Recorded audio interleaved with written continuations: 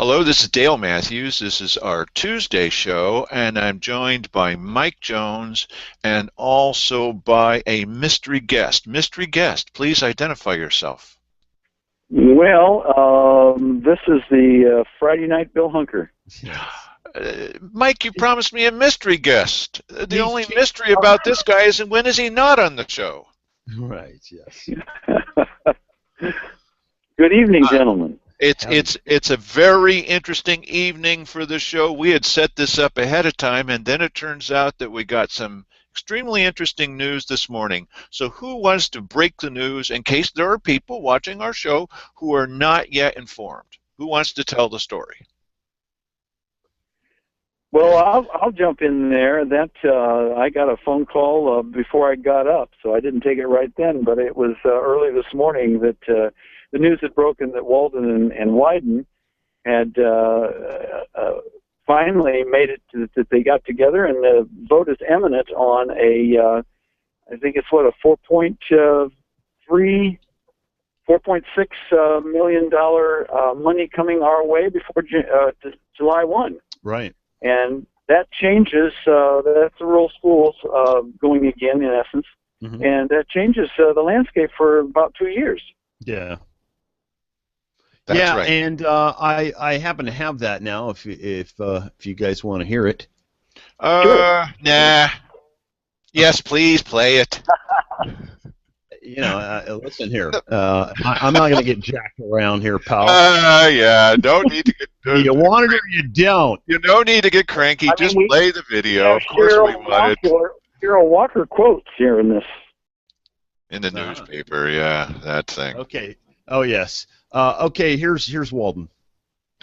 The Speaker and I made a commitment to our kids and to our counties that we would find a funding mechanism for secure rural schools by the end of the first quarter. We've now kept that commitment, and we move forward to make sure the funding is there, not only for our teachers and our classrooms, our roads, our emergency responders, but also we're doubling down going forward on forestry reform so that we can have the jobs and the economy we need in rural Oregon. That's the next thing we have to get done. That's yet to come. But today we're making good on the commitment to fund our schools, fund our counties, fund our roads, and fund basic services that we need in rural Oregon. All right. Brother, Don Reedy will be turning over in his grave. Who was that? Is Don Reedy is a former commissioner, the one that when the senator came into town, Don Reedy took him aside privately and said, "Stop telling us this good news. How are we going to pass a levy if you keep telling us good news?"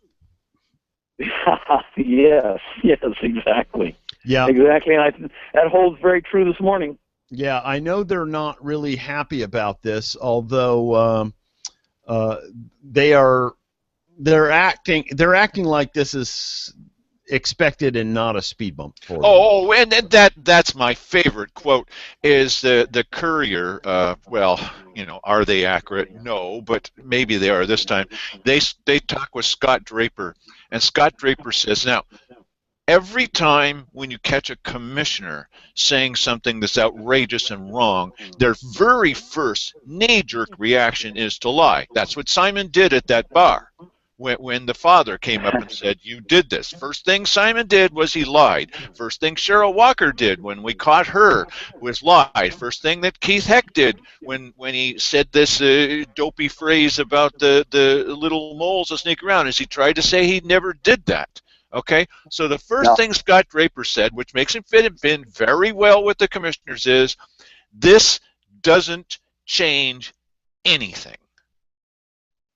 Really? Scott, this doesn't change anything? It's nice to create your own reality, isn't it? Yeah, well, he may well have been talking about in his world, because you know darn well that they're not going to fold their operation.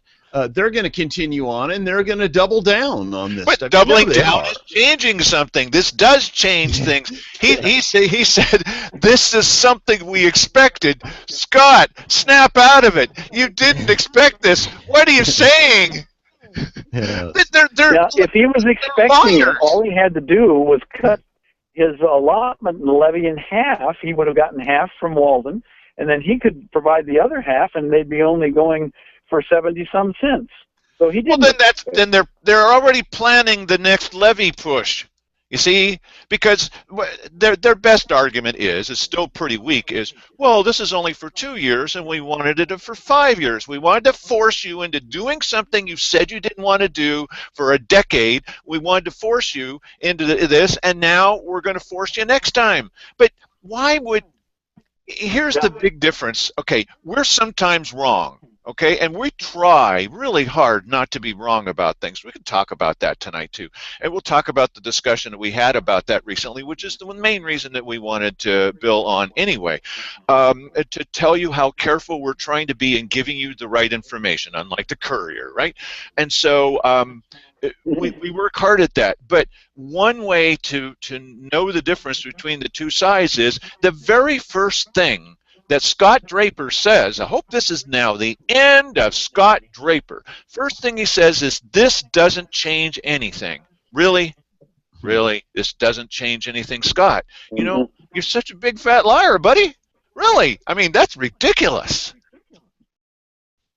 Anyone want to disagree with this verdict? They have to have their talking points.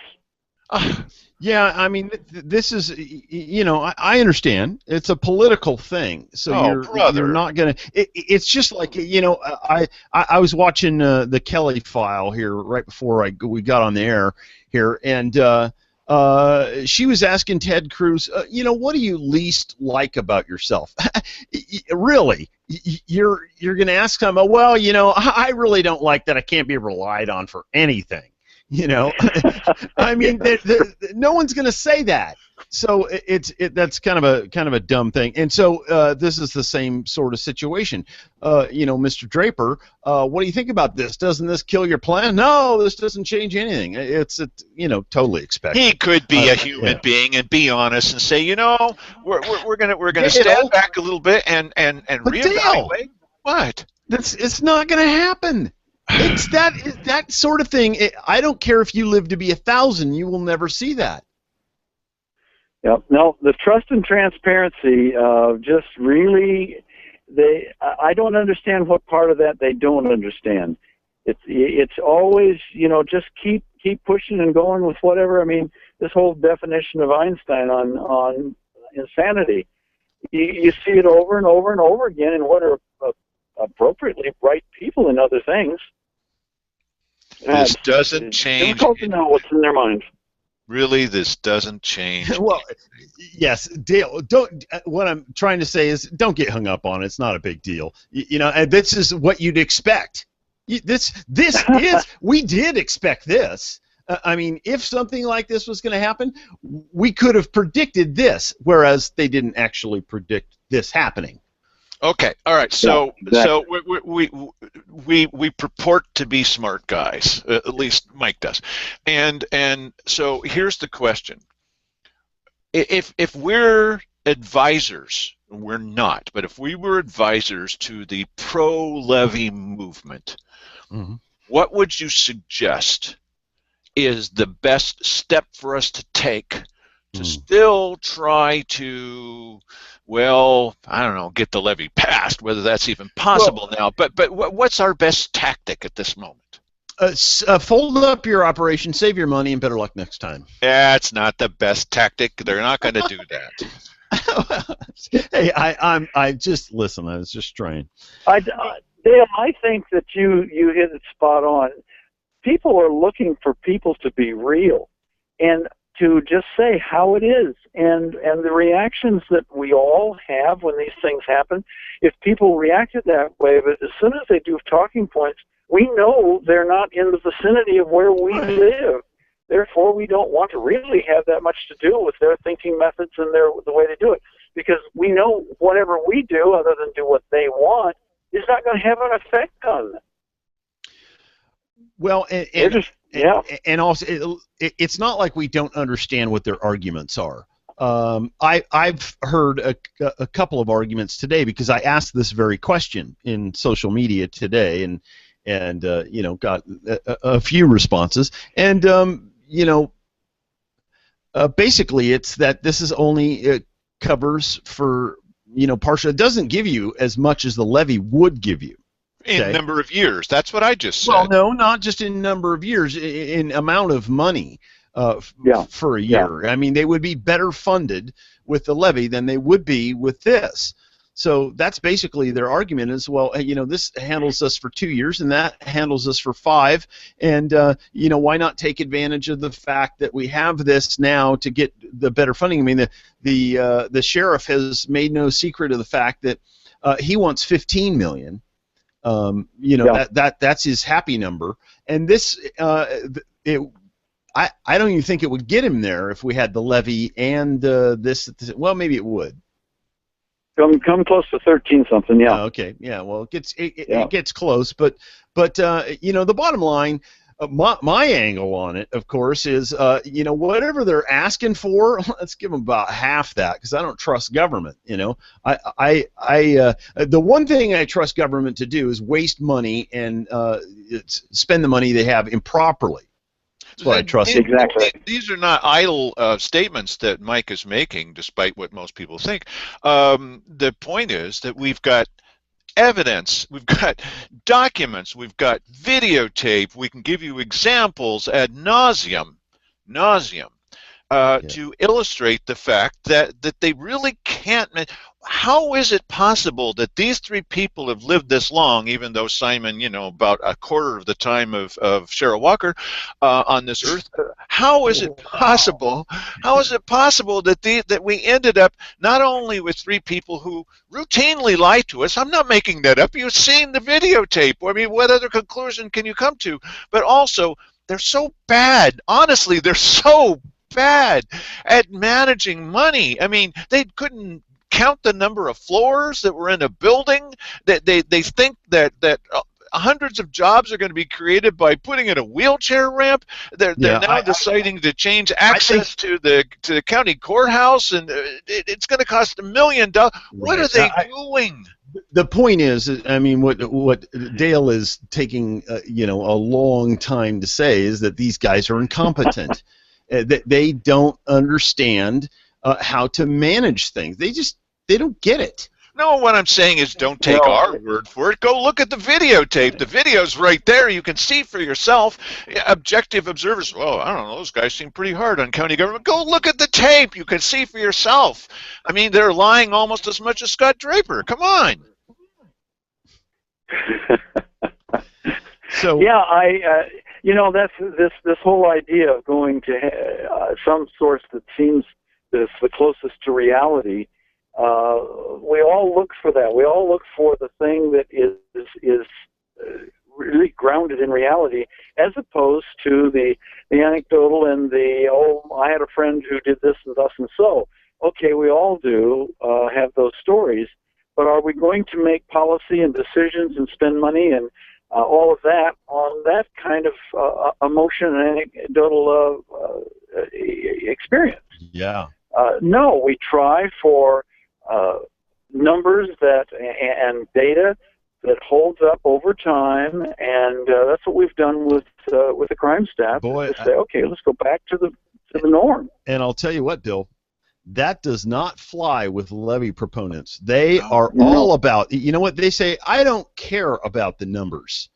All I care about is, you know, what the perception is. The perception is what counts. And these people are saying this seriously. They're not kidding. To them, the perception is what counts. And when you explain to them, well, you know, when your insurance company is trying to figure out what your rates are, there's no factor in there for perception. You know, I mean, they want hard numbers, and who couldn't blame them? Because that's the real data. The insurance companies. Yeah, I mean, what if you walked into the bank and the guy said, "Well, you know, I think you ought to pay more. I kind of perceive you can pay more, and you ought to." I mean, what would we have if everything changed every time anybody decided that it looked a certain way to them? No, and this is an excellent point, because it takes you into la-la land. There's no, you know, you've left the world of reality. You're in Alice in Wonderland. You know. Well, that's how the commissioners hand out the money. You saw Mark Van Holly come in, and he says, "I think I can do this based on one presentation." Boy, it sure looks like he can do this. Based on one presentation, it looks like he can do this. And And he changes the terms of the contract as they're sitting there, and they're like, "Oh, that sounds good to me." Oh, do you guys know that on Thursday, the IVCDO, the Illinois Valley Community Development Organization, is going to be back to come in again to the county commissioners after the 214 full-time jobs, and they're going to ask them for more money. Now, guess what's going to happen? They're going to give them more money.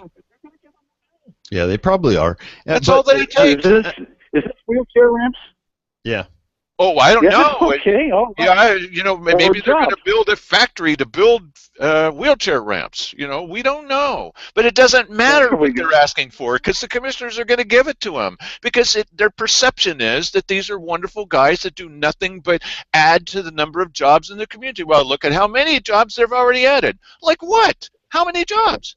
Right, and this is the thing is that they're just as susceptible to this perception nonsense as anybody else is, and they don't have any decent management experience, and they think just because they got elected that makes them competent in some way, when in reality this is they're flushing money down a rat hole. Yeah, my impression is, too, that there's a constant desire to go back in time and have it how it was. Well, remember when we had all the money we wanted. Remember when we had more money. Remember when we didn't have to scrimp. We want to get back there. Mm-hmm. And so it doesn't matter what's going on right now in the reality of the people and the economy and so forth. No, we need to go back to where we had these wonderful times, which is, you get to visit something like that at Disneyland. But then you leave and you climb in your car and you come back to reality and live with it. Right. Do you remember when we lived in a community? They have Disneyland just right here all the time. You remember when we lived in a community where people didn't question government as much, and that if you weren't even a member of the Rotary Club, you were allowed to ask questions at these meetings? Well, yeah. An interesting thing here. They're so much in the fantasy world on this stuff. I mean, and they don't want to. And to your point, Bill, they have been going back to the old days, slowly, one employee at a time, one pay raise at a time. They're slowly expanding back. There isn't any sign that they're contracting for the purposes of being fiscally prudent. They're not. No, I was reading in the budget. I think it was the sheriff's office, and they were looking at the DA, and they were quite proud that they had lost 4 DAs when 2012 happened. The big crash. And so they got one under a grant, and they were hiring 2 more. They were almost back to where they were at 2012. Like somehow that was, some perfect place. Let's talk a little bit about this, the perception and the reality of adding people on to the payroll. We had a show the other day where we had a number of questions about what was happening with adult corrections. Now, the new fellow that's in charge of adult corrections, his last name is Gaoiran. He says Gaoiran. Nope. Gaoiran. Okay, so it's sort of like Yao, Iran, like the country, but it's Gaoiran. Okay, so Mike and I got a chance to talk with this guy because we had a number of questions about, we're adding on a new employee and we need to have something like, what was it, 240, 430, 430 DUI people every year that they would give consulting to these people to try to get them up on the right path. Hey, we've got the perfect commissioner for you to start with. And how is this going to be possible given the number that we've had in the past for the county? So Mike and I got a chance to talk with him because it raised some questions, and the reason it raised questions is because the meetings they have are so cryptic. I mean, you remember the guy and the plan and the thing and the, yeah, well, did we vote? Yeah, well, let's say, okay, you don't know what they're talking about. And so we got a chance to talk directly to the guy. Why don't you tell him a little bit about what happened in that conversation, Mike? Well, I mean, it took us a long time to break this down to, the information that we wanted to know, and we had to kind of lay a foundation with this guy because he didn't know who we were or anything. But essentially, here's what it comes down to. I won't bore you with long details because it was a fairly bureaucratic conversation to begin with. I'm in charge of the boring long details. Go ahead, Mike. Right, yes, you are. and so what happened essentially is that the guy told us this 430, that is not exclusively with the sheriff's department. That is every drunk driving arrest that is adjudicated in Josephine County. If it happened within Josephine County, that's what this number is. And apparently they were very, very close to that countywide last year anyway. So this is not a departure from normal numbers. It's a gettable, especially if they're concentrating on it. It's an easily achievable goal. But what he was not able to answer is, up to this point, the state's been doing this. The state has been doing this. Now the state, for reasons of its own, is thinking of handing it over to the county. Since this is done by the state, and they're capable of doing it, why in the world would a county that's financially strapped want to take on any extra work? Yeah, it's silly, and he couldn't answer. He just flat out didn't know if this was going to incur an expense to the county at all. He didn't know. You know, so I don't know. I expect, you know, just the law of averages and you know, the way government works, it probably is going to cost the county something. But this is this little incremental growth that we're talking about. This kind of this little teeny, you know, interbureau, you know, taking a little bit here, a little bit there, and pretty soon you got the blob, you know. Yeah, one of my concerns there is, let's say that they're, what do you say, they need 443, 45? 430. Yeah, and so, okay, so they, you know, come November and they fall a little short or whatever, are they going to go out and you know, have their quotas so that they make this up and push harder? You know, I'm really bothered by that kind of driven to get goals when it wouldn't be something they'd be doing otherwise. Well, the one thing that they said is that whether or not this program does well depends on the you know, collection. It costs $150 from each offender in order to fund this program at 430 people. If you don't get 430, then the program is operating somewhat in the red. So that was the name of the video. We're willing to operate in the red and not even break even. Yeah. When you got that kind of attitude in county government, what the heck are you doing? We're willing to operate in the red, and we may not break even. That's the basic problem with this county to begin with. Well, the scary thing is that they might actually attempt to make a profit, in which case they could ramp it up to 500 or 600, and they're making $150 a pop, in addition to whatever other fines and fees get nailed on somebody who gets nailed for a DUI. And Bill, the other thing, you know how that goes. As soon as they go over that quota, then they need another person. Right. Oh, yeah. Put another person because my workload is so tough. Yeah. They're going to need a DUI dog. That's what they're going to need, and the dog will give people counseling. You know, it'll be one of those right, dogs a make service you feel better. Yeah, a service dog. That's right. And when you cuddle with this little cute yappy dog, that's going to make you not feel like drinking. It's going to make you hungry. Okay. Yeah. Right. So it's an experimental program then. Yeah. No, but he was not able to answer the question. What happens? I mean, sometimes people who drive drunk are irresponsible. Sometimes they make bad county commissioners. Sometimes, okay. So what if they don't pay their bills? Now you need to go out and at some point you're going to have to collect that money. You could send them 5 letters, and if they don't pay their bill, or what if they tell you, you know what, screw you, I'm not going to pay anything. Now what are you going to do? Yeah. Well, you're going to take that deputy that's in the Ann Basker to protect Keith Heck, and you're going to send him out to go get this guy, and where are you going to put him? Well, put him in jail? What are you going to do with this guy? Yeah, 130 bucks a 430 of day. them. 430 of them.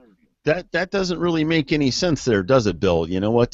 He paid us $150 as a fine to help pay for this counseling, but now we just paid $130 to have him in jail for the day. Yeah, for the day only. 2 days and we're in the hole. Yes. We could give him counseling again. You continue giving him counseling. Haven't we all given counseling to Simon? I even got up at the weekly business session and say, there is a way out of this. It's called Alcoholics Anonymous. There's something that you can go do. I mean, the guy, honestly, he actually does have a problem. He actually has a problem. And there's ways around it. He could turn his life to Jesus. Jesus will help him if he asks for it. First, he'll wash your feet. Well, a variety of things that can be done. I don't think probably that particular day, Dale, he was hearing you. Yeah. Yeah. I think probably that day it didn't work. I'm guessing you're right about that. So anyway, Bill, you have an event coming up tomorrow night. Yeah, Joko Alert will be doing a public forum, 6:30 to 8:30 at the Basker. And we're really there to be as transparent and real with the facts, the hard facts about what's going on with crime in the county, breaking down why this is the wrong levy and this is the wrong time for that levy. And it seems to make a logical sense to us, but we've tried to just look at the facts as opposed to saying, well, you know, I'm buying into the whole thing that we're in a crisis of criminal proportions, and so we're asking the public to join us, ask questions. Most of the time will be spent answering questions, I believe, if we have them. If we don't, I guess you have to hear us talk. It appears at this point, by the way, that Joshua Robinson will be joining us, and he is the Republican chairman for the county, and is willing to just lend his support to what's going on with what we're doing, and we'll see how that all comes out. But I know he's supportive of the no on the levy at this point. I think the thing I'd like to say, and I try to say every time I talk with anyone, none of us are against public safety. We're all wanting something that works for the county, for the city, for us, the residents. And to have everybody come to the table. Part of my concern is that we don't see the sheriff's office or the commissioners coming to the table. They put their hand out, and then we're supposed to give them the money and trust them and all this. But I want to see that they understand that it's a hardship for everyone. If we're going to make a county that works, we'll all have to be a part of it. And we can't have the county government not be a part of our solution also. We're part of the solution, so are they. And so I think that this, a no on this levy will help bring them to the table, and we'll all sit down and say, okay, we, in all honesty and with as much clarity as we can find, let's find a solution for the county. Well, two things. One is this is the first start. You have to vote. Look, we got this deal from our representatives in Washington, D.C., but you have to vote or none of this is going to work out because you have to say no to the levy. So it's not all over. The other thing is, of course, we go to all these events and we videotape them and we share everything with you so you don't have to get up in the middle of the night and go someplace to see something. You can sit there in your pajamas and watch it. I know some of you are watching in pajamas. How we got in my pajamas, I'll never know. The question is, the thing that happened when we were at the Levy Palooza, Mike's rendition of Scott Draper and company, one of the things that we saw there, and then you can see how this is going to be different, Bill. One of the things we saw is that if you had any questions, you had to write them down, similar to the Daily Courier, and then they would pick the ones they liked, and the ones they didn't like, they would toss those. And so you never got a chance to ask a direct question, and then they could phrase the question any way they wanted to themselves. That's nice. And the other thing was they had this vast panel up there that was telling you all of these things that you need to know, very similar to, what was that lady's name? Julie Thomas, the one that said that thieves are coming here to sow hate and discontent. Really? Oh, that makes her an expert. And so she was up there, and the other thing was that everyone had to sort of sit there quietly with their hands folded in their laps and listen to this hour after hour, 2 hours of just stuff where it was all one side. Your event tomorrow night at the Ann Basker at 6:30 is going to be different than that. First of all, you have a fantastic halftime, amazing thing that's going to happen. But besides that highlight of the evening, that's put on by BadCounty.com. Okay. What's the other thing? What is the difference going to be? You said it was mostly going to be questions and answers? Yeah, we're going to do a short introduction to just kind of explain what we're about, and then and I'm hoping that's in under 10 minutes. And then we're opening it to questions and hopefully find answers both in the room and the people who are there. I mean, if we have people who have better answers than we do as far as background and experience, we certainly will refer to those people. Otherwise, we have done a lot of research, and we'll have some charts and graphs and so forth to illustrate and where we got all the material. But the nice thing is they'll be able to ask a question, and if we misunderstand or don't answer what their question was, they can say, no, I didn't mean that. I meant this. Okay, and have a dialogue. Now, not every person can come up and have 20 minutes, or we'd only have 6 people. So it's going to have to keep moving along, and I'm going to believe that everybody understands that and will be as succinct as possible. But it will give a chance to really hear a broad cross-section, and if that question spurs another question, then you get up and say, okay, let's look into that. We'd prefer not to go off into the weeds and things. We're not there to reconstruct or make a new levy. This levy has got to be gone before we can ever do anything about having a discussion on what could work. But certainly that's on people's minds also. But we're trying to keep it on what's wrong with this levy and what's wrong with it at this time. But you'll be accepting questions and comments from all sides as opposed to Levy-palooza, right? Absolutely. Absolutely. In fact, I don't see how you can have an open discussion and if everything's all slanted and you paper the house, what have you got? You got a choir rehearsal and everybody knew it all anyway. So, no, we're hoping for people who maybe are totally undecided. I have no idea even what the issues are, and then everybody's free to ask what's on their mind. Right. One thing that it concerns me a little bit is the level of vitriol on the other side. To be honest, I've done a little bit of cruising around social media, and maybe that's not the perfect barometer of what happens in real life. But it does, the hardcore people on this, they're married to this perception argument, and they don't believe the numbers are true. And they're also going to think that the anti-levy people are they only care about their money. They don't care about the community. They don't care about the economy here. I mean, they have a long string of questions. So I'm hoping that that's not going to be represented like at this event the same way it is online. Well, that would be, we'd like to believe everybody is courteous and understands that there are two sides to every issue, and so we're going to proceed with that. If we find people that need to dominate or feel that they need to convert everybody, they'll have to do that on their own time. We just don't have that time. Our time is limited there, and it's for everyone. I don't think, Mike, that in any situation where you have the real diehards, that you're going to change their minds. They're out evangelizing their position, and that's their right. But we need to fold them into the time limits so everybody gets a chance to say it. And I'm not out trying to change anyone's mind that is wanting to live in a fantasy or not accept reality. That's their choice. Yeah. There's a lot of people that do that in a variety of things in life. But in a nutshell, your group paid for this event, so you're going to be tolerant.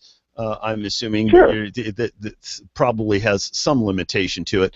Now, ultimately, if you're talking about coming to a solution with the members of the government represented, like some coalition to get down and talk about solutions that include county government, you're going to have to get some sort of a concession on their part that they're not going to do this to us every single year, and that they're going to pursue other avenues. In a very practical sense, what I see, and it's this sounds very strange because we got a great news this morning, both for the county and for our position. But had there been no money and the levy would have gone down, I think you would have seen people be quite willing to come to the table. And some diehards never want to give anything, but the reality is there's a lot of money being spent by the pro-levy people. They're not going to spend that kind of dollars every year. They're just not going to do it. They'll do it once or twice if there's results. If there's not results, why do you keep spending money? So one of the things I would like to see they would come to the table. One of the things I'd like to see from the commissioners, they can place anything that they want to as an explanatory question on the ballot. I've checked with the state, and the state says, no, citizens can't do it. Why the heck can't we do that? Okay, if we get enough signatures. But no, we can't do that. Okay, so what I'd love to see is the commissioners put this question on the ballot. It can only be a question. It can't be a law, because you can't restrict people from putting something on the ballot. But you can say, in your opinion, have you about had up to here with new requests to make you pass a levy? Would you like to see a 3-year moratorium or something, 10 years, 30 years? Would you like to see a moratorium on asking us every year, do you want a levy? And just ask the question and then see what the answers are. Yeah. No, isn't it strange that keeps, you'd think that the levy would finally evolve just because of time into something that has some chance of being looked at. And it seems to me they do one thing, they do it not even that well, and they do it over and over again, hoping for a different result. Good old Einstein theory of insanity. Yeah. And you'd think after a while, how many, just for fun, okay, this is our 30-second levy, and, guys, maybe we should be doing something else, and no, I think it's only 2 more levies and we've got it. I mean, what number do you pick, 75, 10, 15? When are they going to change their mind that what they're doing both isn't accepted and is not going to work? You know what, Bill? It reminds me a little bit of how they go after gun control. They do it in much the same way. It's not exactly the same, because what they do is they go, well, we don't like this particular trigger guard, and then they say, oh, okay, well, that seems reasonable, and then boom, they get that, and then they move on to the next thing, and pretty soon you can't buy a gun. That's the goal. Well, these guys, it's just, we're just going to keep trying this levy, and sooner or later we're going to wear these people down. And even if we do pass a levy, they're going to have to nail us for another levy within the next 5 years, or they have no funding after that. We've already heard their plans. We know that this is their. They've actually said it during their meetings that this is their plan. This is why they switched over from November to May, because as they put it at their own meeting, less people vote in May. So as long as we on the pro-levy side get our people out there, then we're going to pass this over the objections of the majority. Yes. Yeah, I see where they're asking for 150 volunteers, and I'm assuming it's for their phone bank for that exact thing. They'll At just their get them union all phone bank. ready, and they'll just flood it as soon as the ballots hit the mailboxes and stay on it. Right. Okay, here at the end of our they're not going to give up. You're absolutely right. Here at the end of our show, we're going to do an experiment. We'll see if it works. It's a perception experiment. Uh-oh. Okay, everybody, the show is over. Da, da, da, da, da, da, da. Okay, it's now over, fellas. Many times when the show is over, we then have an interesting discussion. Yes. And the purpose of wanting to recreate this discussion that we have after the program during the program. I don't know how that's going to happen. I can't drop an F-bomb. No, it's always very. He doesn't. It's always very interesting when we're done that we've somehow something happens. It's like it's miracle energy. That's right. It's Mike is just this little energy pump that just keeps going after the show is over, and maybe he does this more because he's a little more relaxed, or maybe he's hyped up by the program. That this program has a tendency to get him hyper. I think I'm hyped by the fact that the program is over, and then you know, and you know, I'm that much closer to not doing the program, I guess. Oh, that's nice. Well, actually, if the people were still here on our show, if I hadn't already turned it off, wink, then everybody would be insulted, but because they didn't hear Mike say that. You know, one of the things that really bothers me about this whole thing is here we've got these votes that are happening. This is America, and we get a chance to vote. Oh no, your votes don't mean anything. No, wait a minute. Okay, here we've got this result from Washington D.C. Oh, as Scott Draper says, this doesn't change anything. Really? I've been listening to this, coming to the weekly business session all these years, and the commissioners say, well, that's just your opinion. It doesn't mean anything.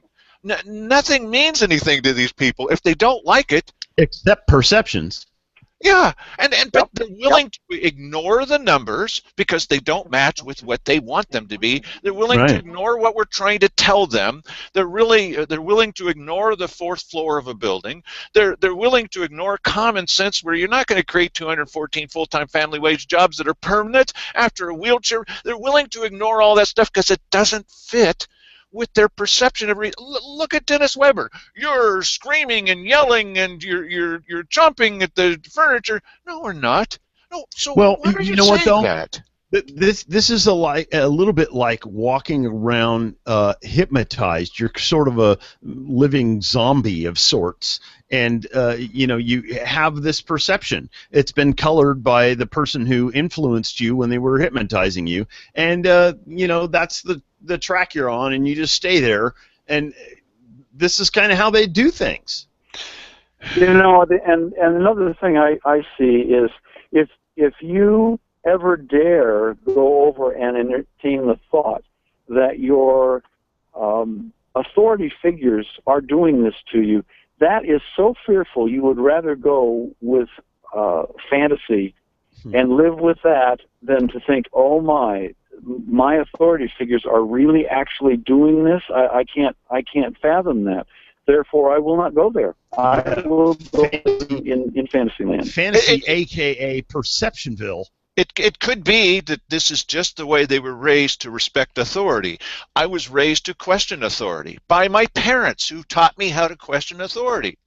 It's worked for me. Okay, and that's considered by some people to be terribly rude. You remember the meek, mild, little, lamb, Judy Aarons, who comes up and, well, I want to show this. And when she went back into the office with Keith Heck, big mistake. You never go into their office, because they can deny everything. She took a witness, which really upset him. He says, well, you were talking like this. That's not Judy Aarons. That's just not reality. No. That was his perception. Right, and you know what? That's interesting. That is a very interesting observation. It sort of makes you think maybe he really did perceive that. Maybe that's how these people are seeing things. They're seeing us through different lenses there. This is why I wanted so much to talk with you fellows this evening, not because we need yet another program about the levy, but because when I'll take all the responsibility. When I was sitting in that meeting and listening to this Gaoiran fellow, he seems like a nice guy, nice enough guy. Yeah. He didn't understand our questions about where's the money coming from. Maybe nobody's ever asked him that before. What do you mean, where's the money coming from? From what source is the money coming? What? Where's the money coming from? I mean, good English, bad English, no English. You know, where's the money coming from? No, I just don't. I don't think he understands the funding line coming to him. Well, there's just money. So what else do you need to know? Yeah, it doesn't matter to him. He has a job to do. That's he's just a bureaucrat doing his thing. Yeah, he's direct. It comes by direct deposit every 2 weeks. It seems like a nice bureaucrat, but a bureaucrat nonetheless. Okay, and I'm not sure he's given it a lot of thought about. Isn't this? Why don't you act like it's your money now? Do you know where it's coming from? Well, yes, it's another. Well, the reason I wanted us to talk this evening was everybody, based on their initial perception, can head off in the wrong direction. For me, it's a lot like being at the hub of an analog clock. Grandpa, what does clockwise mean? Being at the hub of the analog clock. If you make the slightest little wrong move, you can end up at 3. At 3 instead of 9. See, I'm looking at it backwards on my screen. At 3 instead of 9. I hope I did that the right way. And so, if you make the slightest little mistake at the beginning, we can't afford to do that. I mean, Scott Draper can say this doesn't change anything. He can say that all day long, and a lot of his supporters say, "You're right, Scott. It changes nothing." We can't do that. We need to be right, and if we're wrong, we have to confess that we're wrong, and we have to straighten it out, and we have to be sure that we're doing it the right way from the beginning, because we're not liars, we're not cheats, we don't represent that point of view. We're not from CAJO, we're not from the Rotary Club, we're not from the Chamber of Commerce. We're the good guys, and we must come up with, we might be wrong, and Mike certainly is from time to time, but what we have to do is we have to be sure that we're passing along the straight, correct information to you, even if we're bending your ear for long periods of time. Sounds right to me, although I'm getting a little tired of this constant, Constant what? Truth-telling? Belittling. Yeah. Everybody knows that I think the world of Mike. I truly do. I'm not making that up. That's not a joke. He's not making that up. He's a good guy until 2 minutes from now. I think this experiment about talking after the show during the show has worked out okay. No, listen, if you people think this is all of it, you just wait. As soon as he turns this thing off, that's when the real stuff happens. No. You will never be privy. You will never be privy to this, because that's called executive session. That's what happens. That's executive session. After the show. Well. Listen, okay. maybe what we'll do is we'll release a podcast called the After the Show, and it'll be the 10 minutes that take place after the show, uncensored. Only if you have trouble sleeping would you want to ever listen to that. Okay.